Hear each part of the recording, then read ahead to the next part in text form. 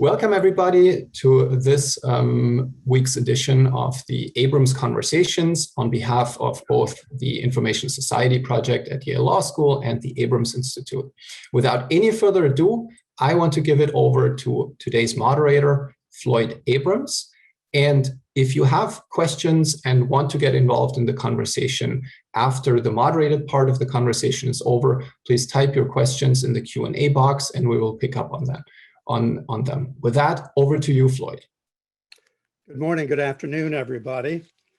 Thank you all for joining us. Our topic here today is the internet, elections, the First Amendment. We happen to meet on a particularly auspicious day since the world has been informed that tomorrow the Facebook Oversight Board, its internal Supreme Court, so to speak, will be answering the question of whether the lifetime ban on former President Trump on Facebook will continue. We'll talk about that, of course, as we go along. Before we start, I wanted to thank the Stanton Foundation for its generous funding of these conversations. Also to tell you that our next conversation will be on June 15th, which is literally the 50th anniversary of the Pentagon Papers case having been commenced. So we will be talking then about the case, less about what happened then, although that's unavoidable, but about its impact on American society, on our law, on the press, and some would say on the presidency. Today we have three spectacular guests here today, of whom I'm so very grateful that they are joining us in alphabetical order. I introduce to you Evelyn Douek. Evelyn is a graduate from a law school in Australia, after which she clerked for the Chief Justice of the Australian Supreme Court. We're fortunate to have her in this country now, where she is both a lecturer of law and a student at Harvard Law School. Evelyn writes about online speech and platform governance.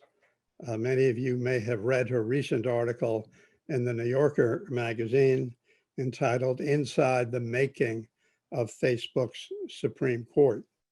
I just want to give Kate Klonick the credit for that one. That one wasn't me, that one was Kate, and it's a great piece and you should read it. Okay, that's the order. All of you have to read it. Noah Feldman is the Felix Frankfurter Professor of Law and the Chairman of the Society of Fellows at Harvard Law School. He specializes in constitutional studies. He is the initial credited proposer of the notion that Facebook should have an oversight board and has advised Facebook and other social media clients on free expression issues and the like. We are grateful to him for joining us. That would be true at any time. The notion that we have him before us on the day before the Trump ruling of the Oversight Board is particularly felicitous. Richard Hasen is the Chancellor's Professor of Law and Political Science at the University of California in Irvine. He is nationally recognized as the leading expert, so I vouch for this, the leading expert on election law in the country. His areas of scholarship are election law, campaign finance, and the like. He is the author of the leading book on election law, and shortly after the first of the year, we'll be publishing a new book published by Yale University Press on cheap speech, as he calls it, and as he'll talk to us about it. So I wanted to start with just offering a few figures that I put together and then introduce the panel to the discussion. I was looking to see circulation of great and large American newspapers. The Wall Street Journal appears to be the largest in circulation nationally. Their daily circulation is something just over 1 million copies. When you add on their digital offerings, that would be another 2 million, so say 3 million. The New York Times number that I found is something like 483,000 on a daily basis of the newspaper. On Sunday, it goes up to over 800,000. Its digital offering is over 6 million now. Twitter has 199 million daily users. Snapshot has 280 million daily users. Facebook has 1.8 billion daily users. And I'm not quite sure what to make of that, but I thought I would start out with a question rooted in it, and which is at the center of what I'd like to talk about today, which is nothing more or less than how important is the internet? How important is social media with respect to our elections in particular? Does it make the process more small d democratic in a way that we should be very pleased by? Does it afflict the political process? I won't go on like that, but I wanted to ask as a first go around, Evelyn, on that issue. What do you make of it as a whole? Well, thank you. A full 60 seconds. Oh, yeah, easy, no worries. Well, thanks first for inviting me in for the question. Look, you know, starting off, I'm obviously biased. I have a reason that I get up every morning and do the work that I do. I think it's important, and I think this stuff is important to the shape of democracy and politics and culture and society. At the same time, and this is against interests, I do think it is somewhat overplayed to the extent that people seem to talk about it like it's determinative in a way that doesn't sort of factor into account the broader picture. So, you know, those figures you cited, Floyd, are pretty dire in some respects, but it's also, you know, important to mention that a lot of people on Facebook don't read political news, don't engage in politics, and look at puppies and sourdough. You know, I texted a few friends yesterday and asked them if they were even aware that the Trump decision was coming down tomorrow. These are my friends. They talk to me. They had no idea, and I was very offended that they don't take interest in my life. And I think so it is important to put it in that perspective, and also recognize that, you know, while a lot of things happen on Twitter, and a lot of us are on Twitter, and a lot of reporters are on Twitter, for example, that is sort of really filtered through the broader media ecosystem, and it's sort of a symbiotic relationship, I think. As to whether it's, you know, beneficial or negative, you know, I feel like we swing very hard in one extreme to the other, and it's I think we still don't really know the answer to that question. And part of the problem with that is because we don't actually know what's going on these platforms. We, for the first time in history, have data that tells us, you know, how political communication works and what people are engaging with at a level that we've never had before. And the problem is that none of us have any access to it. It's all locked up within these private companies who control access to it very tightly. So I think that that's, you know, the first step for us in working out what we need to do here. But, you know, I feel like in the Obama era, a lot of people thought like Facebook and social media is going to be the way that we democratize politics again. We've obviously had a massive techlash against that in the last few years. In the wake of the 2020 election, people were talking about the power of Facebook ads again. So I think we're still really in the early days of working out what this is doing to us and politics and society. Noah, how would you characterize it? I mean, were we better off when there were 3 networks sort of informing the world just on the broadest introductory level? Where have we come by having social media at least watched and participated in by so many people? Floyd, first of all, thank you for having me. It's just an honor to be here with Evelyn and Rick, who are just such extraordinary colleagues. I guess my view of this, Floyd, is that we are on the cusp of or in the middle of the early stage of a new introduction of a new form of communications technology that in its way is as likely to be as consequential as the printing press, newspapers, which of course followed from the printing press, but it took a while for it took almost 200 years for newspapers to really get going after the printing press, radio, and television. And as was the case with each of those transformative moments in what you might call media, if you want to use that term, modes of communication or information sharing or idea sharing, there are substantial social changes that are likely to occur as a consequence, and their nature at the moment still remains uncertain. We can make some guesses about positive effects and negative effects.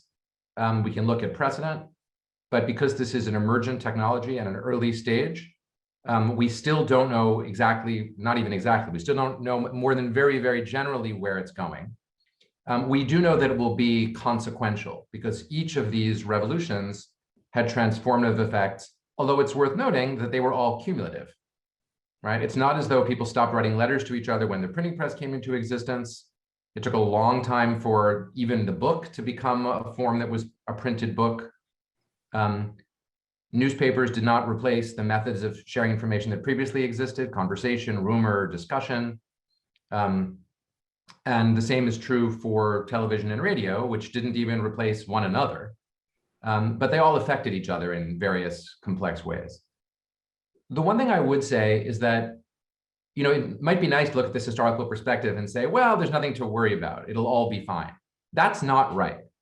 So, early critics of the printing press pointed out that it would destabilize authority in knowledge, could undermine the fundamental commitments of belief that were prevalent in Europe at the time, primarily that of the Catholic Church, which could lead to disobedience, civil war, and they were correct, right? It's too simple to say, of course, that the printing press caused the Reformation or the wars of religion that followed, but it is also, no historian will tell you that there's no connection between those things. The technology played an important catalytic, or in some cases more than catalytic, even causational role in the emergence of those things. Now, also advocates of the printing press said it would be an unprecedented mechanism for sharing information, for destabilizing received truth, for getting at better truth. And they very quickly, within 100 years of the printing press, most of the arguments for freedom of expression that we are currently familiar with had been articulated in at least a very basic form. And they were right too. So when I look at social media, I see first of all that it's created new forms of social interaction, new life worlds that didn't previously exist, life worlds on the order of what reading a book is compared to never having seen a book. I see, especially in my kids who are 14 and 15 and who are digital natives, that for them, they're not just digital natives, they're social media natives, which is a different thing. That for them, there are human interactions, human relationships that are distinctive to the online space, that are invigorating, are rich, are meaningful, and of course, all of which have downsides as well. So there is the positive value that's being added by social media is meaningful, and the social risks, both at the individual level and at the collective level, are also substantial. And we're going to spend the rest of our lives figuring out what the right relationships should be between the good and the bad and how to regulate them. And we're going to be doing that And when I say regulated, I mean both governmental and non-governmental. And that's all going to happen in dynamic play with the evolution of the technology, with the private companies that are currently the leaders in the platforms, and with the governments that choose to intervene in various complex ways in the backdrop of those platforms, from the highly interventive Chinese model to the less interventive, thus far, US model, but gearing up for more intervention. So that's how I would think of it. And it's super exciting and super scary. And it's okay for it to be both of those things at once. Looking at it right now, Noah, how would you assess its impact on our electoral process? I mean, has it, I don't know, trivialized it, advanced it, added more democracy to it? I mean, I really want to hear Rick on, I really tuned in to hear Rick on that question. So I don't want to step on him. I will just say that from the perspective of someone who follows elections and democracy, but unlike Rick, is not the leading election law scholar, I see the long run effects of social media on elections as being just as transformative as the introduction of newspapers, of radio, of the I didn't even mention the telegraph, although that could also have been classed in certain ways alongside those other interventive things, but maybe not yet fully played out. I think still at a fairly early stage. You know, whether it was Barack Obama's online fundraising, which was a kind of proto-social media, had a kind of proto-social media form, Donald Trump's rather brilliant use of quote unquote free media, primarily Facebook, to reach tens of millions of people and change the outcome of the election, in large part without spending very much money, despite being wildly outspent by Hillary Clinton. But there's tons more to come, you know, from online voting to collective action being coordinated online, to political parties that may come to exist or function in a totally different way because of social media. I mean, we're just at the beginning of a set of transformations. I don't think yet that they're utterly transformative. I think they're at the margins of elections, but I think in the next 2, 3, 4 election cycles, we're going to see more and more and more. And just a last point, that's going to drive a substantial set of regulatory approaches, again, from both states and from the private platforms in self-regulation, that we haven't really seen. Yeah, they're starting to happen, but they haven't been front and center in the headlines. We spent a lot of time thinking about what content goes up, stays up, or goes down. I've been working on that intensely. Evelyn's been working on that intensely. But how elections are interacted with by the platforms it's not the next because it's already started, but it is going to be a central dominant public subject in the next 3 to 5 years. So I mean, starting now and then continuing for at least 3 to 5 years. Rick, I've deliberately saved you for last because I thought you could give us the answers. What, you know, taking the broadest overview of this topic, the impact of social media on our world, but in particular on our political world. What is your thinking? Well, first, let me thank you, Floyd, not only for convening this, but for just being a facilitator for discussions about the most important First Amendment issues, which you've been doing for years. And I've been enjoying as both a participant and as a viewer and receiver of the kinds of stuff that you've been putting together. So thank you for that. And thanks to my panelists, who I think I agree with everything I've heard so far. Let me just say first, when you talk about the internet, I mean, that's a term that means so many different things. Back in the early 2000s, there was a fight at the Federal Election Commission over whether ads that were broadcast over the internet would be subject to the same disclosure rules as ads that are on radio and TV. And there was a big libertarian push, the same push that led to no taxing of Amazon in the early days. Hands off the internet was the word. And back then, almost all advertising for mass advertising for political campaigns was either by direct mail or it was on in the newspapers, on radio and TV. And the internet was just a very small slice of that. And I remember writing back in the early 2000s about how technologists were saying that soon we were going to be unable to differentiate between content that we receive on the internet and content we receive on TV. And that, of course, we've now reached that moment. If you have a Chromecast or an Apple TV, you are getting your communications over the internet, right? And now we're talking about advertising that's going to be run on Netflix or Hulu or HBO Max or Amazon Prime or any of these, and they're not going to be regulated in the same way. So just thinking about how we run our elections and campaigns, the rules have not kept up with the very basic structure of how politics is organized today. But I think that's that's not really I don't think that's why you convened this discussion today. I think it's more because of a subset of what we think about the internet. It's not search, it's not advertising by campaigns, it's social media in particular. And in particular, the problem of the concentration of power within the hands of a few companies. So I think it's no exaggeration to say that there are many people who are visibly nervous about the fate of American democracy based upon the decision that's being made by a private court-like structure that was created by a multi-billion-dollar company to potentially or not rein it in from its own processes that led to all kinds of social upheaval. So we're in this very odd moment now where we're giving a lot of credence, and I'm giving a lot of credence to this Facebook Oversight Board. I wrote a letter on behalf of a group of scholars recommending what should be done.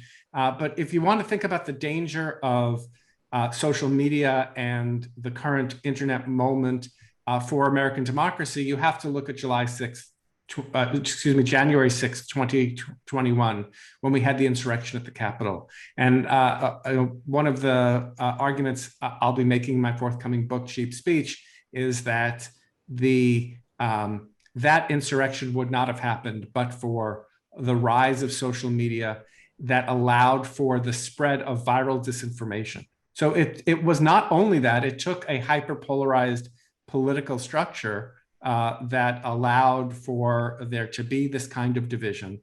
There are lots of social forces unrelated to the internet that have led to, in the United States, Democrats and Republicans becoming so viscerally opposed to each other.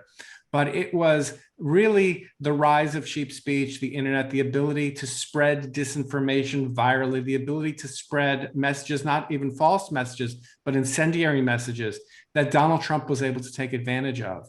And what the internet has done more than anything else is that it has eroded trust in institutions and intermediaries that we expected would help us to make good decisions in elections, including respect for the press. But if you think about who Donald Trump attacked in both of his campaigns, it was the opposition party, it was the FBI, it was the courts, it was all the institutions, and even his own political party, all the institutions that helped structure elections and that serve to allow voters to make decisions consistent with their interests and their values. And all of that has gotten upset because we've gone from kind of this period of scarcity, you mentioned the three media networks, to a fire hose of information. And given all kinds of psychological reasons that people are attracted to certain kinds of information, I think what we end up with is it is much harder for voters to be able to tell the truth. Just look at what's happening now with the audit, the so-called audit of ballots in Arizona that's taking place months after the election has been finalized, after there's been a transition of power. People are worried about this. People are worried about what it's going to mean if Donald Trump comes back on Facebook for the very stability of American democracy.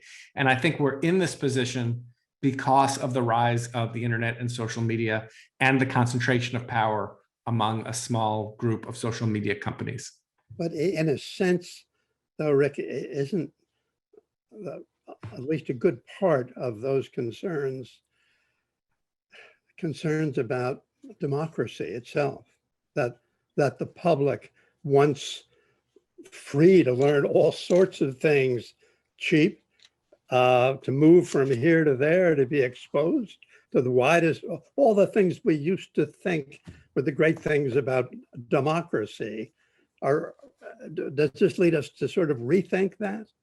Yeah, I think it does. So, for many years, scholars have criticized the marketplace of ideas approach. As the idea is that the truth will rise to the top. And if you have enough information out there, voters or people will be able to make decisions consistent with their preferences.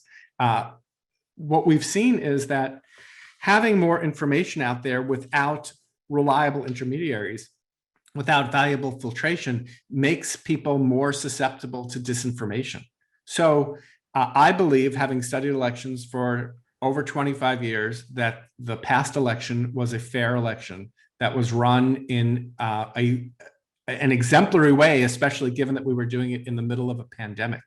And yet, if you look at polling, more than half of supporters of Donald Trump and Republican voters believe that the election was stolen, and they honestly believe it. I mean, I don't think that Trump necessarily believes it. I mean, I don't know what he believes, but many of his supporters believe it. And we've never had as much information about everything at our fingertips in human history as we have today. And yet more and more people believe falsehoods because we lack those reliable intermediaries and we lack responsible leadership. And, if you're someone like, Matt Gaetz or Jim Jordan, or AOC, you can form your own base of support. You can go right to your supporters and raise money, right? And you can do this in a way, because you're getting small donations from lots and lots of people, you can be a viable candidate without needing a political party. That's just another example. So it used to be that the political parties would serve as a filtration device. So Donald Trump never would have emerged from the smoke-filled back room of a Republican Party convention in the 1940s or 50s or 60s, right? We democratized our political party nomination structure, but we still gave a lot of power to political party leaders to be able to structure how things were going to go.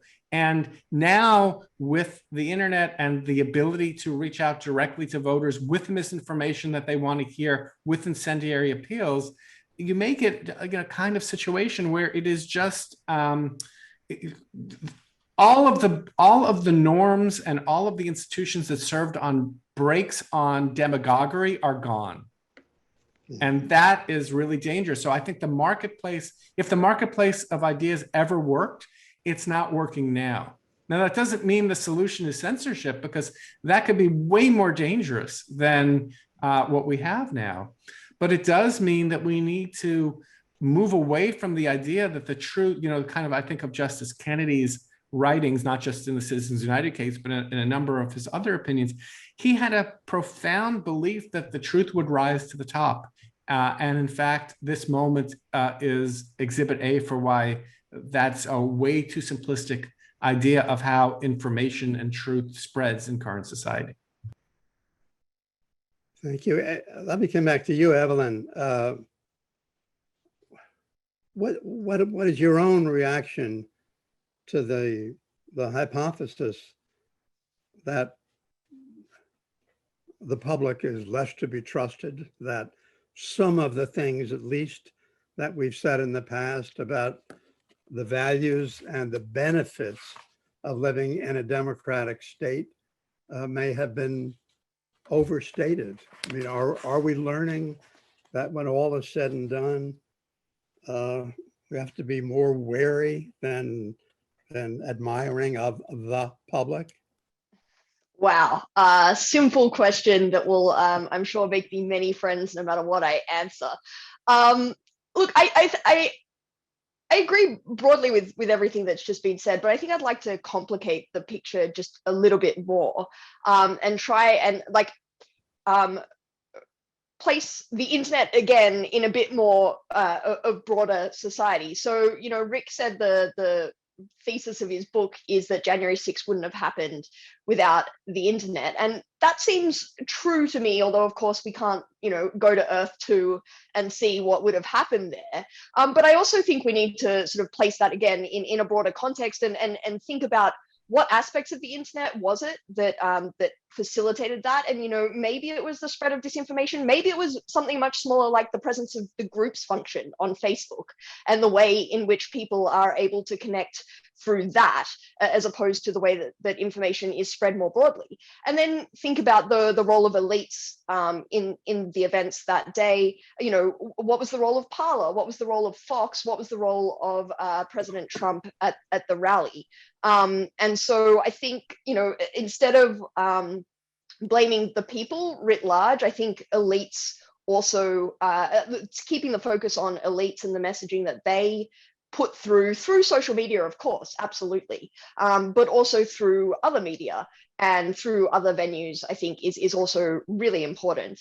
And the reason why I think that, again, you know, I spend all of my day and all of my time thinking about content moderation. What are the rules for what people can say online? You know, what is the relationship between social media and elections? All of the things that we've just been talking about. And I agree, it's enormously important. And we are, you know, only at the beginning of working it out. I also think that it's not going to look like this forever. Like the social media that we have right now is not the social media that we'll have in 5 years, in 10 years. It's not kind of like, perhaps like the printing press, where it's a sort of a much more immutable technology. I think nothing about what we have on the internet is natural or inevitable or stuck. You know, I don't think, for example, Facebook is inevitable. I think that or certainly not the way that it currently is constituted. And so content moderation is important, but I also think it can't compensate for other institutional and societal failures. And, you know, I, for example, feel pretty comfortable that there's not going to be an insurrection at Australian Parliament House anytime soon. And so I think it's important to sort of keep it in perspective about the symbiotic relationship that social media plays, that elites play, and then of course the people play, but I don't want to broadly brush them or tar the people, of which of course I am part, with the idea that they are less competent than any other time in human history. Noah, are we moving from the people yes to the people no? I mean, is the reality that intermediaries seem to have less authority now something that we either ought to try to do something about, or are we coming down, in a sense, too hard on the public as public? I mean, those are rich and complicated questions. The first thing I would say about the first part of that, Floyd, is that I think we're disambiguating what is meant by intermediary. You know, there are different kinds of intermediaries. There's the intermediary in the sense that somebody has written the newspaper article, someone else has published the newspaper article, someone else has distributed it. There are the shareholders and the structures of capitalism that set up the world in which, in which the newspaper is delivered. Those are all modes of intermediaries. So is your neighbor who tells you to look at the article in the newspaper. So is a social media platform and its algorithm that tells you to look at a particular piece of content. So is another person who is an intermediary as part of that algorithm. So are the capital structures of capital behind that, right? So there are a lot of different intermediaries in play. And any theory, any political scientific theory that is attempted over the many, many decades, really over the millennia, because you can really take it back to Aristotle here, to account for the behavior of groups in politics, has always been attuned to the complexities of those different kinds of intermediation. And so, on what happened on January 6th had some of the classic elements of the crowd that would have been recognizable and condemned to and condemned by an Athenian philosopher like Aristotle. But it also had some elements of people aspiring to engage in a kind of rump popular sovereignty that have also been held to be very attractive by supporters of revolutionary conduct, certainly since the American Revolution. So, those components are in play. There was also authority because there was Donald Trump. The idea that paranoia can spread without, that this paranoia is can't have a major impact on global politics without social media is clearly false, right? You just have to read Bernard Bailyn's Ideological Origins of the American Revolution to see the iconic formulation of the idea that the people who made the American Revolution were wildly paranoid. They had a whole series of false ideas about what British colonial policy looked like. And that helped contribute to the making of the revolution, and it's facilitated all kinds of mass action. So that can happen. But in a world where everything is intermediated in part by social media, for sure, social media played a role in the creation of the viewpoints and beliefs that led the people who attacked the Capitol on January 6th to attack the Capitol. Of course, it played a role in the creation of Donald Trump, because it's part, that would be like saying that their printing press didn't play a role in the pamphlets that Bailyn studied. Yeah, it was, and you could say it was determinative, but we don't want to be like, one reason we went into First Amendment is that we didn't want to be tort lawyers, which means we didn't want to spend all of our time trying to answer unanswerable philosophical questions about causation. And so, are we talking about but-for causation? Or are we talking about contributory causation? Those are not the questions that at least most of us in the First Amendment like to spend our time on. And so we should avoid falling into, I think, the trap of arguing too much about that. We all can acknowledge that there's a major contributory role here. The hard question is it transformative? And there, I think, of course it's transformative in that, as I said earlier, it's making new thought worlds for people. And it's becoming the mechanism through which existing thought worlds spread. So if you show me QAnon, I will show you that every single feature of QAnon, without exception, can be found in prophetic and paranoid movements, not only in US history for the last 400 years, but throughout recorded global history. And that there's nothing new about that. Ask me how QAnon was spread and how people, attach themselves to it in part via social media. Yeah, that's distinctive because this is a new set of technologies operating in a new way under new conditions. I read an article once that talked about the beginnings of public libraries, in which arguments such as you adverted to earlier, and in a sense is raised again now, the argument was made to give the public all of that will lead to collapse of society as it was. If the public knew this or thought or mislearned that, look what would happen. And maybe it has. But talk to us a little bit now about the creation first of at least in your mind, of the desirability of having some sort of entity within, but not fully within Facebook, to deal with certain difficult issues of content moderation and the like. Yeah, so let me begin by saying the Oversight Board is an experiment, and it's a governance experiment. And when you design a governance experiment, what you hope is that it will have a good long time to find its feet by addressing small and unimportant questions. And then perhaps after a decade or two, it'll do something important. Even that important thing, it should do in the least important way possible. So it's hard to avoid the analogy of Marbury against Madison here, right? The Supreme Court was created under the Constitution of 1787, went into effect around 1789. It wasn't until 1803 that it decided Marbury. And the truth is, as our historian friends have shown us, Marbury really wasn't that important at the time that it was decided. It just became to have epochal significance later on. That is unfortunately not going to be the case for the decision that's going to be announced tomorrow for the Oversight Board. No sooner did the Oversight Board come into existence, it heard a handful of cases, fewer than a dozen, all quite minor, meaningful and interesting, but Evelyn's writing on this is fantastic. I don't want to say that they're minor, they would be major if it were not for the fact that they are going to be dwarfed by what they do in the Trump case. But this is very fast. And it means most people, Evelyn says that her friends didn't know the decision was coming down. Most people still haven't heard of the Oversight Board. And a lot of the people who hear about it tomorrow will not know what it is when they hear about it. And the first thing they're going to hear about it is that it did something.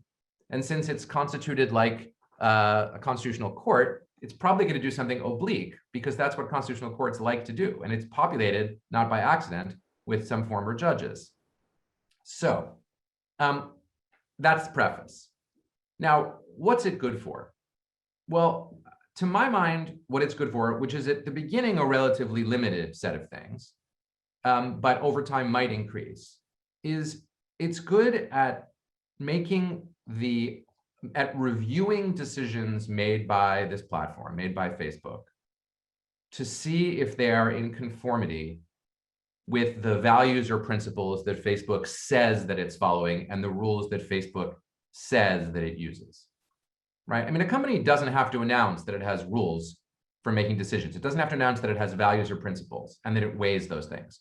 But Facebook had done all of those things before there was an oversight board. They had said they had values a bit like constitutional values. They had said they had rules, which anyone who does First Amendment will find this richly ironic, which they call community standards, a term that of disapprobation to many of us in the First Amendment world, but one that they use unironically to just mean rules of the road or platform rules. And but Facebook had there was no one checking to make sure that Facebook did in fact follow its rules, or in cases where it had to weigh its principles, that it had plausibly weighed its principles. So in the first instance, the purpose of the board is to have an information forcing effect, to make that public, and to push Facebook to do a better job than it's done. And frankly, the Trump decision is a great example of that, right? The Trump decision was announced with a number of different potential rationales vaguely and briefly attached, some of which no doubt corresponded to internal rules that Facebook used, some of which it's pretty difficult to ascertain how closely connected they were, or they perhaps were not that connected, and it looked rather ad hoc under the circumstances. So the first function of the board is to say, did Facebook follow its own rules here? Did it have rules that it followed? And I hope and trust that the board will say, if it judges that Facebook didn't follow its own rules, you can't do it that way. There have to be rules. They have to be stated. They have to be explained. The next phase would be for the board actually to do the weighing of the difficult decisions. And here, I'm betraying not a preference for, because I don't love it in the First Amendment context, but a realistic acknowledgement that what constitutional courts do around the world often is that they overtly weigh difficult value choices. They say, on the one hand is the freedom of expression, on the other hand is public safety. It's a difficult balance, and in this case, we balance it and thus in such a way. On those questions, I think it is just a good idea for the management of Facebook not to have the last word on those balances. They can have the first word, that's fine. They can make the decision in the first instance. But I don't think there's any reason that the world, which is affected by these decisions, should trust that Mark Zuckerberg, Sheryl Sandberg, and the others around them will get those decisions right, even if those folks were assumed to be well-intentioned. Which, since I know them and work with them, I actually do believe them personally to be well-intentioned, but that's irrelevant because the world doesn't see it that way, and the world will never see it that way and shouldn't see it that way, insofar as the world should be looking for motivations, whether those are corporate motivations or whether you acknowledge that once people have that much money, whatever's motivating them, it isn't money anymore. They still have some human motivations.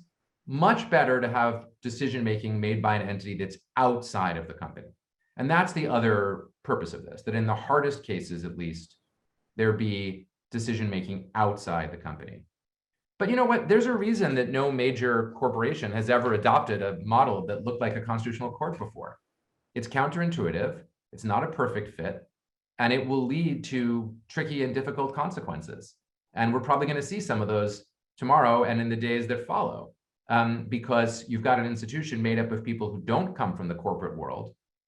They come from academia, they come from civil society, they come from journalism, they come from the judiciary, and they're going to write something that has to be operationalized by a for-profit company, and that has to be comprehended and understood by the world. And this is the first time they're doing it in that mode. So it's going to be a challenge to see how that all plays out. And I count myself nervous. But my last thought on this, and I apologize for going on so long, is just I try to tell myself, and I think this is the right way to think about it, for the board to be genuinely independent, it has to be able to make its own mistakes. It has to be able to go out and do things and sometimes get it wrong. It's the teenager who's gone away to college, and it's going to make its own decisions now. And some of them will be the right decisions, and some of them will not be the right decisions, and there's going to be a learning process involved. And that's fine. That's appropriate for an independent institution. It's still better that it be independent than the helicopter parent in the form of the corporation be standing over it, telling it, what classes to take, what parties to go to, what friends to make, what extracurricular activities to engage in. I apologize for the parochial nature of the metaphor, probably because of the age of my kids. Evelyn, you've written about the oversight board. Yeah, so What do you make of it? What do I think of it? I have some thoughts. I want to acknowledge the weirdness of this moment. This is truly weird. This is a bizarre thing that's going on. We are all waiting. The media is covering this thing like it's a court, like it's a real decision coming down. It's just totally strange to me. And that this thing that was just created by Facebook, by a private corporation, is being treated with this kind of attention. When I first started writing about it 3 years ago, I think about 6 people read my blog posts, and now it's the most popular and unpopular that I've ever been. So it's a very strange moment, and we are all, in a sense, buying into Facebook's game by doing this. We're dancing the dance that Facebook wants us to dance when we pay such attention to it. At the same time, I obviously write about it and pay attention to it because I think it could be it could be nudged towards good. It could be beneficial. It's not going to fix all of our problems with social media. There are so many problems. We've barely scratched the surface of all of them today, and certainly not the way that it's currently constituted, where its ambit is entirely very, very limited. It doesn't touch many of the things that we've talked about. It doesn't touch groups. It doesn't touch advertising policies. It doesn't touch a bunch of the transparency. It doesn't touch any of these things, the algorithms that magnify and connect people. Most of the things that we have been talking about for the last 50 minutes are not within the ambit of the board currently, and so that's disappointing, and it needs to sort of be more empowered. That said, there is a very small part of our problem with social media that the board can address and can be useful for. Well, maybe 2 parts. The first is that what happened with Donald Trump's account was decided by Mark. Mark decided. In Silicon Valley, it could have been by coin toss, it could have been based on what he had for breakfast that morning. We don't really know, and that feels deeply unsatisfactory. Whatever we think about how this should go down, Mark is not the person, as nice as Noah seems to think that he is. He's not the person that I want deciding this, nor should he, and I don't think he wants to be deciding this.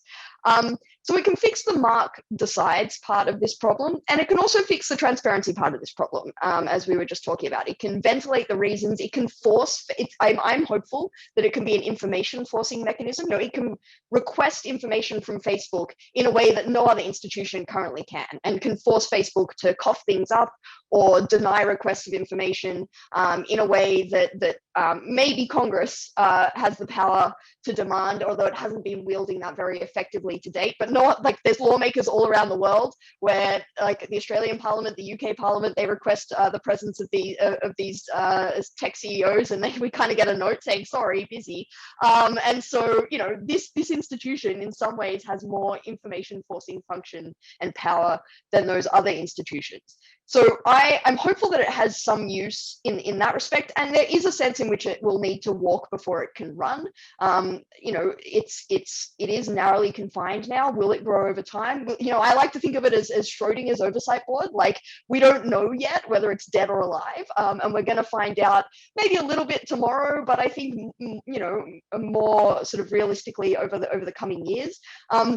Noah sort of made the criticism that it's a shame that it's making this decision so early on in its life. I hear that. I want to argue against it, in part because I feel partially responsible, because I wrote a blog post at the time arguing that Facebook should refer this decision to the oversight board. I think first, internet timescale is very different to Marbury versus Madison timescale. Everything is faster now, and the idea that it should take a while, like many of the criticisms of the board, was that it was too slow in getting set up, and that it was making itself irrelevant by not being set up by the US election and not making any important decisions for the first sort of year of its life. It took a long time to start making decisions, and people were very critical of it for that reason. I also at the time thought that focusing on the US election as its raison d'etre was quite limited. I do think, and I do want to emphasize in this conversation, although it's, a First Amendment conversation, I think one of the real promises of the board will be to bring attention to markets overseas that don't generally get the attention of a very small slice of Western media, and so therefore don't get as much attention from Facebook. 4 days ago, Facebook, the Oversight Board released what I think is quite an important decision on a piece of content in India that was criticizing Prime Minister Modi. And it made a bunch of statements about things that Facebook needs to do in India, like, for example, translating its rules into Punjabi, because 30 million people speak Punjabi, and don't you think it's about time they get to know the rules that govern them on this platform? It's insane that it had to go to the board to get that kind of decision, but I think that's a consequence. Like, the Western media is not going to write, the New York Times isn't going to write an op-ed about let's translate these community standards into Punjabi, but it is really, really important. So I want to broaden the perspective. I'll let you finish, but just to be sure I understand, it was Facebook, it was a decision of the Oversight Board that talked about translation? Yes, that's right. Is that their business? Why is that part of their assignment, as it were? Yeah, great. So, this is one of the criticisms that I have written about repeatedly, and I'm glad to talk about it now because it's in my contract that every time I appear on a panel and talk about the Oversight Board, I have to get this out. I'm very disappointed in the limited remit that the Oversight Board has been given so far. So right now, all it can hear is cases about individual pieces of content, right? And until about 2 weeks ago, it could only hear decisions about where Facebook had taken a piece of content down and people thought it should, the poster thought it should go back up. And now it has the broader remit, so much more broad, to also hear decisions about where Facebook left a piece of content up and people think it should have come down. For example, the Trump decision, the board could not hear that case unless Facebook discretionarily chose to refer it, because it was a decision about his entire account as opposed to about an individual piece of content. And so it's not currently within the mandatory or the jurisdiction of the board without the Facebook deciding to refer it. So it's extremely, extremely limited. That said, and this is getting back to your question, I promise, Floyd, the board, you can see in its early decisions, is chafing against that. It also isn't happy with its limited remit, and it's looking for ways to push the boundaries of that and have a broader systemic impact on the operation of Facebook. And so it's asked things about the way that Facebook uses automated moderation, for example, that aren't about that individual piece of content, but about the systemic way that Facebook does, the systems that lead to that individual decision. And that's something that happened in this case about this particular post. It was a video in which people were criticizing Prime Minister Modi. And one of the things that the board said is, look, you're not giving your users a kind of, I guess it's a kind of due process, right? Like, you're not giving them adequate notice of what the rules are that bind them.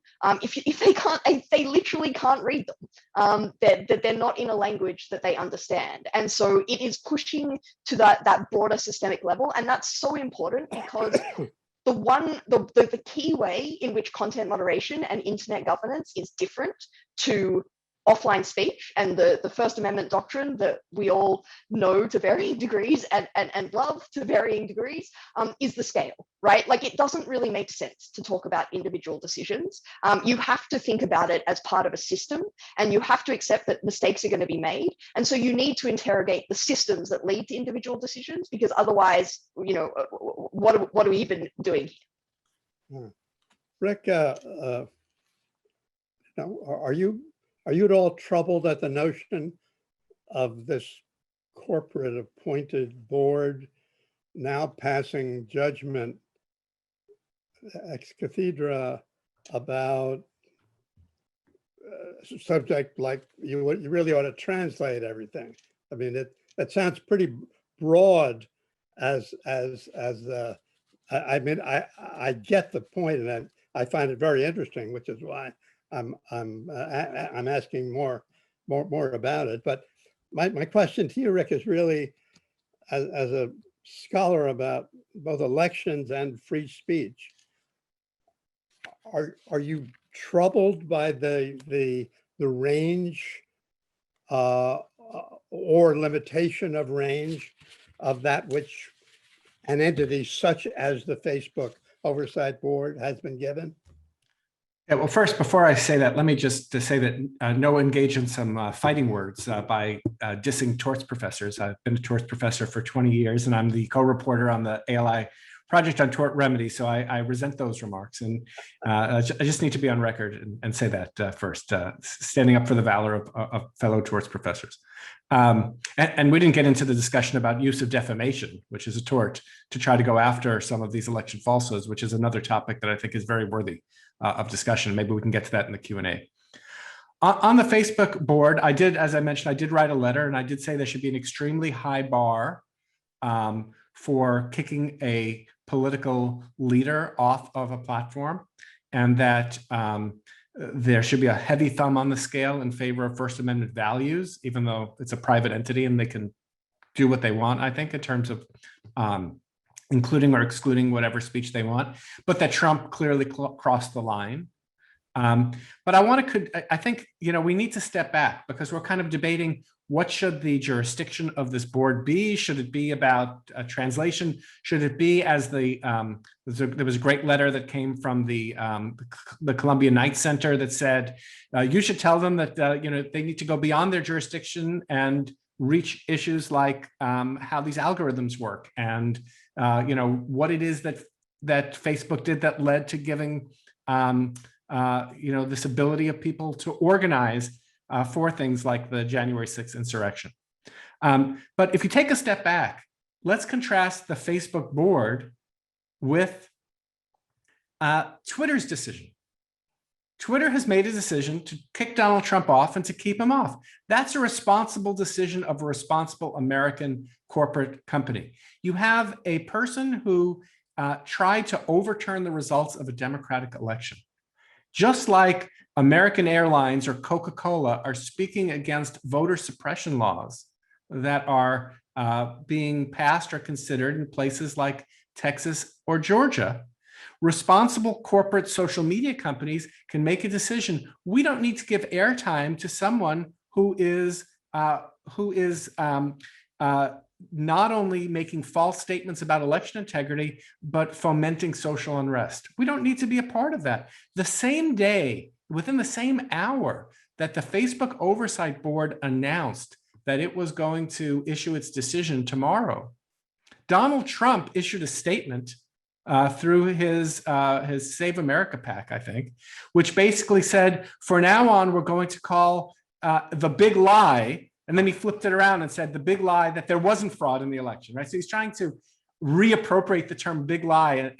And he is trying to continue to foment this idea that the election was stolen and that things need to be done to reverse the outcome. Responsible corporations should not allow that. So Facebook sets up this elaborate Rube Goldberg machine that's supposed to produce a result. But I say, as an American company, it should stand behind democratic values, and it's a private company. It doesn't need to include this dangerous garbage on its platform.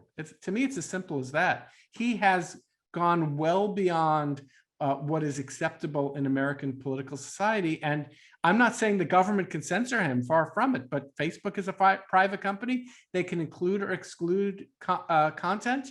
And this is clearly something that should be excluded because it's dangerous to American democracy. So if the Facebook Oversight Board tomorrow were to apply more or less First Amendment norms and say, we're not bound by the First Amendment, but it's really important that the widest expression of views be promulgated to the public, and that the public should decide what's true and what's false and what's responsible and what's irresponsible. And therefore, we think Facebook should be, whatever the word would be, reversed or told, advised by us that they should reinstate Trump's membership participation.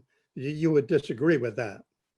Well, not necessarily, because I certainly would disagree if it were a real-time decision in the middle of the insurrection. So did they make the right decision to remove him January 7th? I think it was right after the insurrection. I think they should have done it months before. If they reinstate him now, I think that's a different question. And I think they should have general as I said, a thumb on the scale in favor of free speech, but the balance doesn't have to be quite as draconian as has to be for a government. That is, it shouldn't have to be that everything that Trump says has to be fighting words, which is a doctrine that generally almost never excludes speech. It can be something a little bit more allowing a little bit more regulation of speech when that speech tends to undermine democracy by lying about the integrity of election processes themselves. That's where I would draw the line. And I would think that courts should be able to do that too, as I've argued and will argue in the book. I think that it is within the First Amendment rights of government to prohibit speech that lies about when, where, and how people vote. And you can potentially extend that to lies about whether or not an election result was stolen. So even within the First Amendment, I think there's a lot of room, but it's a different question today about whether he should be restored versus whether it was appropriate in the first place for him to be removed. And on that removal question, I think it's an easy question. The only problem was that they waited too long to remove him from the platform. No, yes, I'm sorry. I was just wondering if I could respond to that really quickly, is to say, I actually go the other way to Rick on the question of, like, I agree, it's a different question of whether they should have done what they did on January 7 as to what they should do now. And I go the other way. Donald Trump is not an elected official now. He's your average Joe. He, potentially could play a major role in the future of American politics, but so could I. Well, not me, obviously, but so could any of you. And the fact that he obviously isn't showing any remorse, given the statement that Rick mentioned yesterday, and the fact that he consistently broke Facebook's rules for years, I think at this point there's no reason why he doesn't have a right to a Facebook account. No one does. And so I would go the other way and say it's an easy decision now as to whether he is entitled to an account. But I just want to also address the question of, like, First Amendment norms. Finish the thought. What is the easy decision?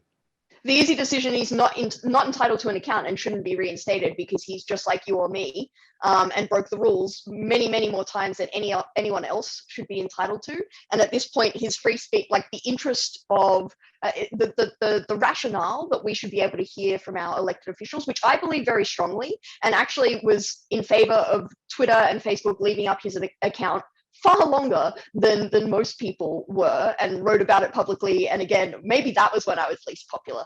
But I think at this stage, that rationale has fallen away and doesn't exist anymore. Let me. I want to read to you, Noah, a line from an article that you wrote, which bears upon this. That this is not gotcha. Where you wrote that applying the First Amendment to social media will make it harder or even impossible for the platform to limit fake news, online harassment, and hate speech. And I'd like you to speak to that a bit to our broader audience. Sure. I mean, the context for what I was saying and what I think is correct is that the First Amendment is appropriately extremely protective of our speech rights. And it's very protective of our speech rights because if the government wants to shut down our speech, it can incentivize us not to speak at all by threatening various forms of punishment. And the government's jurisdictional reach is effectively total over me. If I am in the United States, it can and the government can stop me from speaking. It can stop me from speaking full stop, pretty much. And that's a genuine reason that we should be very protective of our speech rights over and against the government. In contrast, and I think this is the point that Evelyn was making, and I'm just echoing it, Facebook, though it may have a lot of users, is not every place. It cannot criminally punish anybody. It cannot civilly punish anybody. All it can do is take down your content or take down your account. On top of that, Facebook is itself a private actor, and we may or may not agree with the Citizens United decision, but Facebook itself, under that decision, has free speech rights. Those free speech rights entail free association rights. And therefore, Facebook has, in my view, a court hasn't adjudicated this, but I think it's black letter law, a First Amendment right to exclude the content of anybody it chooses to exclude on its site. If, on the other hand, we were to take up the invitation that some commentators, fewer nowadays, but that some commentators spoke of several years ago, of insisting that something like the public function doctrine, we treat the social media platforms, the big ones like Facebook, as though they were fulfilling a governmental function and therefore govern them by the First Amendment, it would follow from that our First Amendment standards would have to apply on social media. And that would not just mean the pornography, which would then permeate Facebook and destroy Facebook overnight. Facebook would just cease to exist because of pornography. But it would also mean rigorous First Amendment prohibitions on Facebook restricting speech based on it being viewpoint discriminatory, for example. But of course, Facebook's rules are viewpoint discriminatory. They prohibit dehumanizing speech. They don't prohibit inhumanizing or humanizing speech, as it were. They prohibit certain forms of discrimination. They don't prohibit positive forms of engagement on the basis of various forms of difference. So that was the point that I was making in that context. I just would add one thing, Floyd, to that to reflect on the exchange between Rick and Evelyn that came just before, which I think is a really important exchange. And that is to remember that in free speech law, for the most part, with the subtle exception of the standards for proving liability for defamation under New York Times against Sullivan, but for the most part, my free speech rights are the same as Joe Biden's, right? I mean, again, there is an exception if we're suing in defamation, but for the most part, they're the same. And that raises a really interesting question of whether Facebook, which is not bound by the First Amendment, ought or ought not to have some principle where the speech of an important public figure is given greater protection than that of the individual. My pretty strong instincts and which I admit are shaped by First Amendment, are that there's no reason that the public figure's speech should be any more valuable than my speech. So does it worry me that you could have a scenario where someone gets 70 million plus votes and then that person is knocked off the platform? Sure, that worries me as a civic matter. But do I really think when push comes to shove that if I break Facebook's rules and I'm taken down, that if Donald Trump breaks the same rules that are based on a principle of safety, that he shouldn't be taken down? I think it's pretty hard to say that. So last point, whether there should be a special standard for public figures on the social media platforms or not is exactly the kind of question which I don't want decided by Facebook.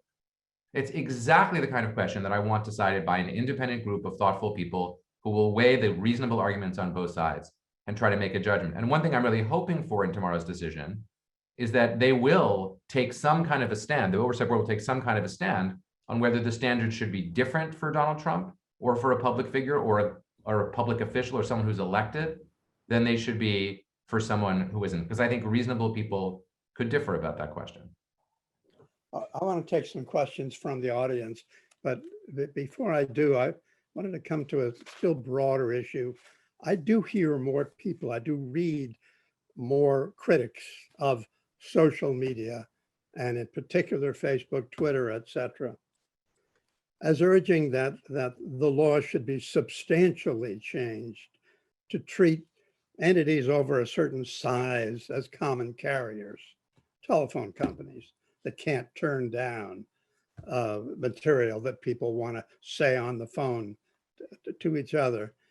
Do any of you think that it would be a good idea, put aside constitutionality for the moment, for these entities or some of them, because of the enormity of their size and influence, should be stripped basically of their decision-making authority to decide, in the old words, what's fit to print, and be treated as a common carrier in the alleged service, at least, of more people being able to have their say. Rick?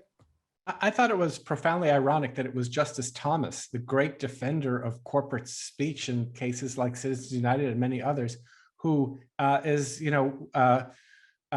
willing to just trample completely over the rights of these private companies to decide what speech they want to carry. Would he be fine to say that ABC or Fox News has to put on whoever wants to come on, that everything is open speech, open mic night. I mean, he didn't even acknowledge the tension in his argument with the stance he normally takes on corporate free speech rights. So I thought that was, really awful. But imagine what it would be like, and this goes back to Noah's points.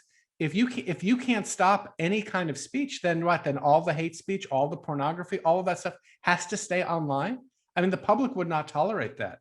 If the problem is the concentration of power among these companies, the solution is antitrust law, not law that's going to, be kind of a compelled speech. It's like it seems to go right into the compelled speech doctrine by saying that we're going to make you carry speech under your name, the most hateful stuff or whatever it is, and you have to put it up there, and it's going to be, on Facebook or on Twitter, because we're going to take away your free speech rights. So I thought it was a positively awful suggestion made by Justice Thomas. Evelyn? Yeah, sorry to keep doing this, Rick. I feel like we're set up to that I follow you and I push back on it. But I do want to say, I 100% agree on the hypocrisy of that decision and its poor reasoning. And I don't think it's worth, me engaging with that anymore. But to go back to the underlying issue, and I obviously feel more discomfort with this than Noah and Rick.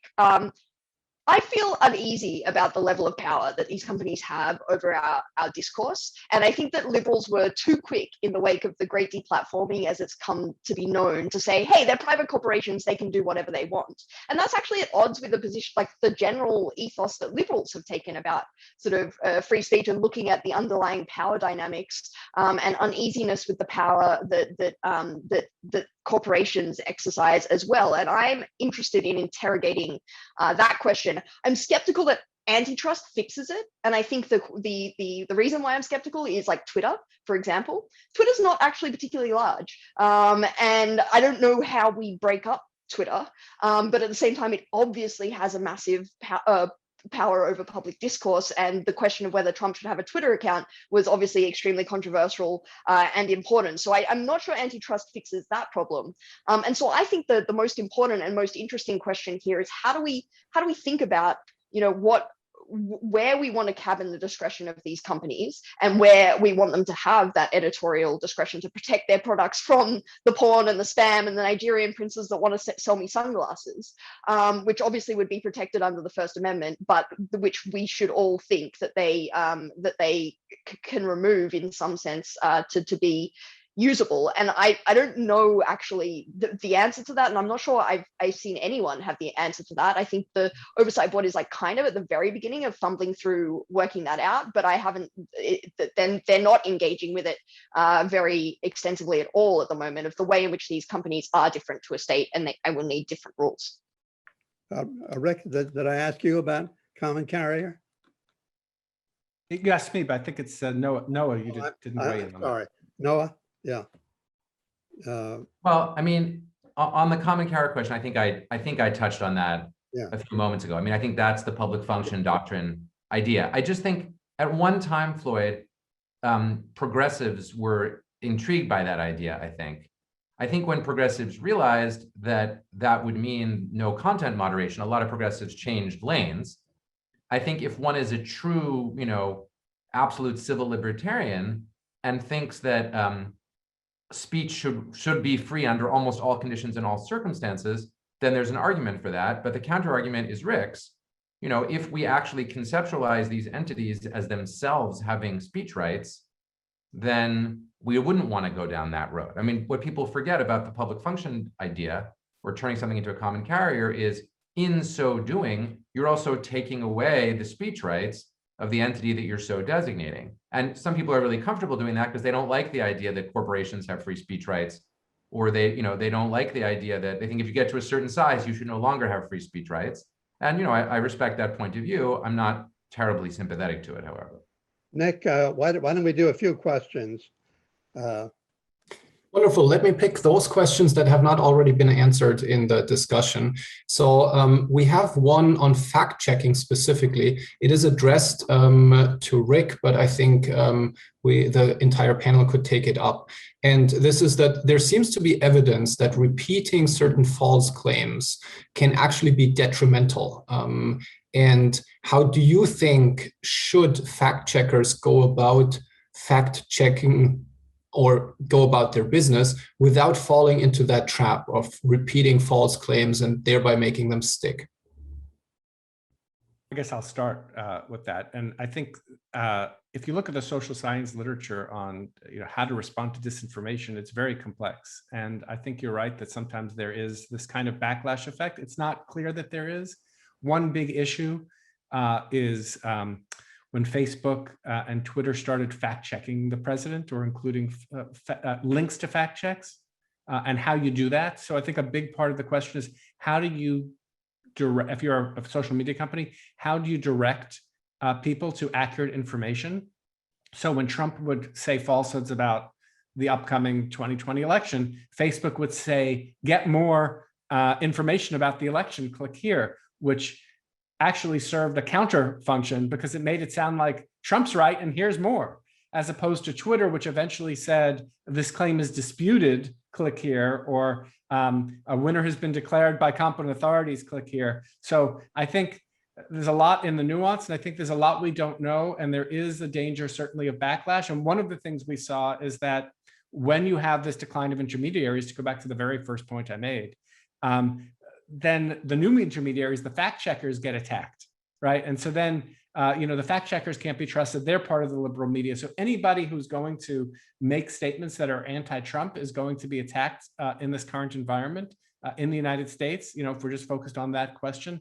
And so I'm not sure the answer to that question, but some studies suggest that journalism is itself the fact checking, and that you don't need to necessarily label something as a fact check and give it a number of Pinocchios. You can just give people the truth and the information. And there's one of the things I suggest as a way of dealing with this is that journalists need to police themselves, and they need to kind of give a seal of approval. So if you're following recognized journalistic standards, then you're included within the universe of accepted fact checkers and truth tellers. And if you don't, then you're not. And so we could see more private ordering to try to deal with this problem going forward in the future, including among consortiums of news gathering organizations. Nick, another question? Next one from another of one of our viewers to the entire panel. Our viewer is interested in whether or to what extent the mainstream media, such as the Wall Street Journal or the New York Times, should be concerned about the fact that much of their content is distributed through online platforms and social media specifically. And if they should be concerned about it, what does the media do, or what should the media do to address that concern? Noah?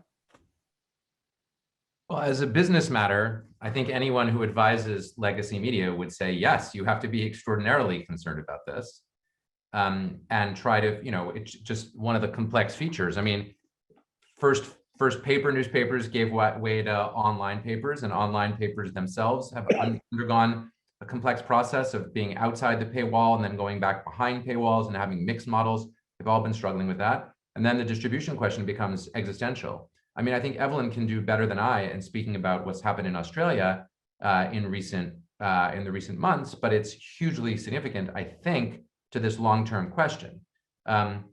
Just for those who might not have been following it so closely, federal regulation, Australian federal regulation, as I understand it, or legislation, effectively required the platforms, Google as well as, so not just platforms, but also Google, to set up a mechanism for compensating the creators of news, the newspapers, when their content is shared on social media or is brought up via Google. I think I'm oversimplifying it. In response to that, Facebook said, well, then we're just not going to carry any content for our Australian Facebook users that would require us to make a payment under this law. So as a consequence, again, I haven't been in Australia, so I'm not sure exactly how this is working, but at least from what I've read in news reports, it appears that if you're on Facebook today, you can't share a New York Times article, or actually it wouldn't be the New York Times, an Australian newspaper's article with somebody else and have that article come through. So that's a major face-off between the legacy media in Australia and Facebook, with the Australian government taking the side of the Australian legacy media.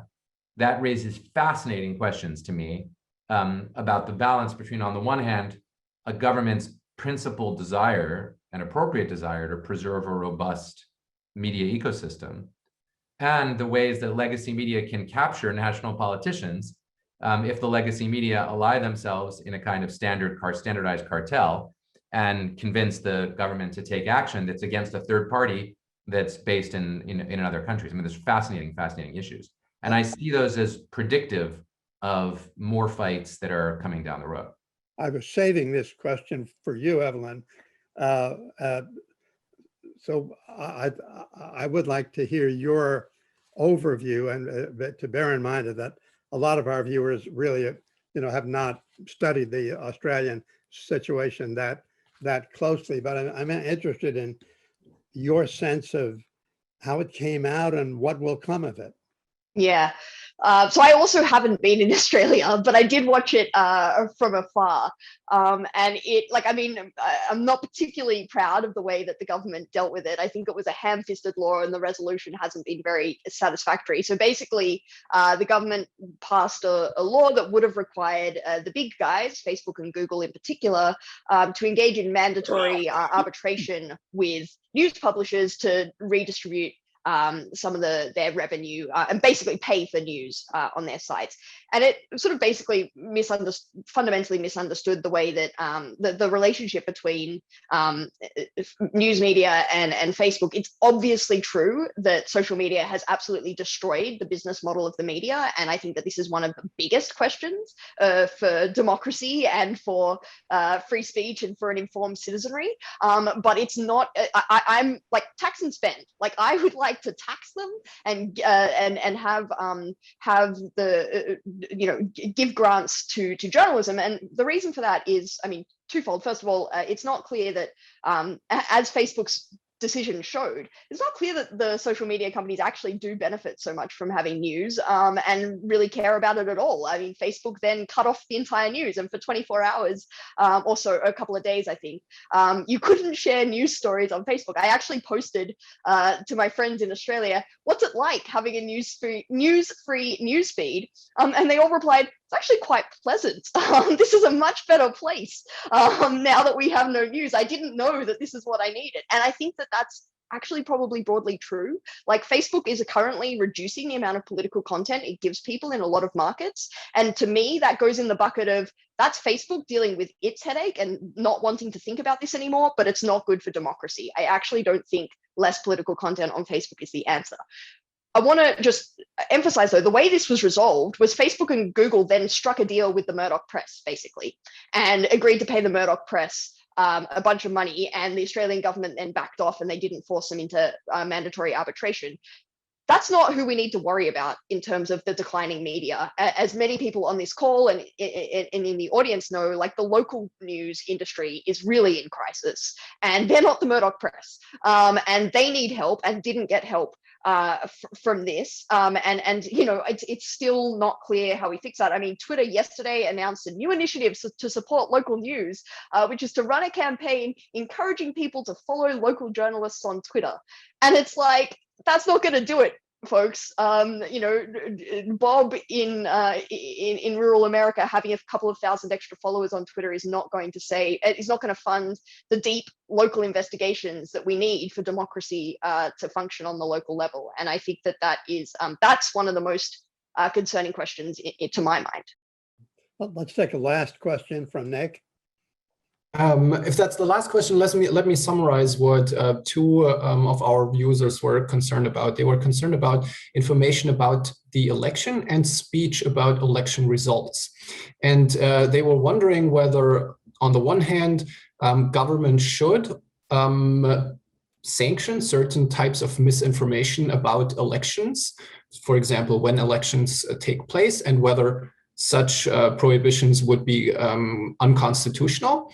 And on the other hand, they were wondering whether or to what extent false claims about election results should or could be a basis for a deplatforming. Let me tackle the first question. I think that consistent with current Supreme Court precedent, it would be constitutional to have a law that would prohibit spreading false election misinformation about when, where, and how people vote.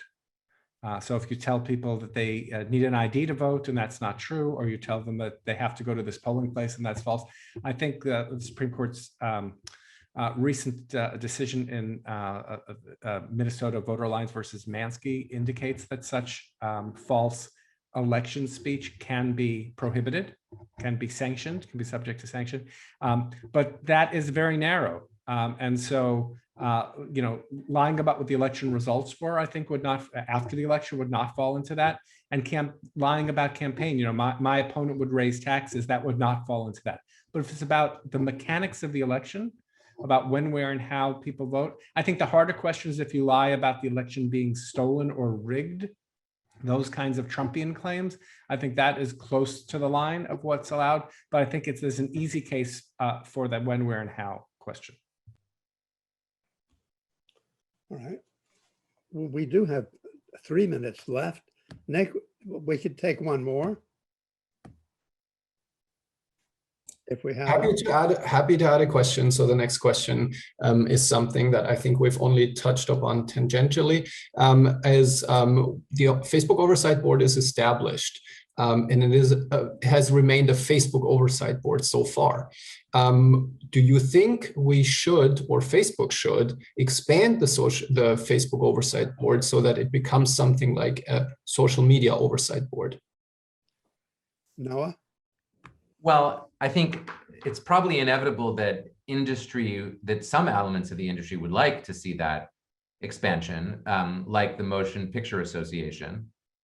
There's obviously an interest that companies have in having something more centralized, but part of that, unfortunately, is also to reduce competitive pressures as between them. So, you know, it's a catch-22. On the one hand, it'd be nice to have greater uniformity of decision-making and cooperation. On the other hand, you know, that might have the effect of creating a kind of cartelized situation. In reality, there are going to be platforms that present themselves as having different terms of service and different rules. And so they will always want to opt out.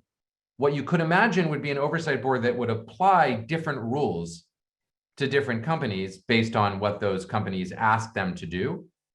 Maybe you could imagine something like that, but that's already starting to get difficult. So I think the bottom line is I can easily picture an expansion of something like the oversight board across the industry. I think Facebook would actively welcome that, but I can see some hurdles in terms of counter arguments. And if you think about it, would you really want there to be just one standard for what content went up or came down all over social media? Probably not. That probably is a little bit of a concern. Though you might say it'd be fine as long as it's on social media, but it would not apply to other internet postings that are not social media driven, in which case it starts to seem a little bit less upsetting. So I think those are the competing considerations. Thank Can I you. give a 30-second answer, or are we done? No, you should let Evelyn have something to say. All right, 25 seconds. 25 seconds. Okay. I think it's one of the great ironies of the internet that we thought it would distribute power and be really democratizing, but actually what we're seeing is a lot of centralizing forces, and we're seeing in this a lot of areas where we want sort of like it started with child sexual abuse material, it's moved to terrorist content, it's moving to election rules where people want the same rules on every platform. And I've called this in a piece I wrote for the Knight First Amendment Institute, the rise of content cartels. I think it's a little bit dystopian and worrying, and like, you know, this image of like the oversight board coming in, picking us up in black helicopters, it's become so powerful. But I think we need to, like, I'm not sure that the same rules for every platform, which are fundamentally different in many ways, would be the best possible world. Evelyn, Noah, Rick, thank you so much. Thanks, Floyd. Thanks for coming. Thanks for your time. And thank you for your wisdom. And thank all of you that have attended. Again, our next event is June 15th, and it's the Pentagon Papers after half a century. Thank you all.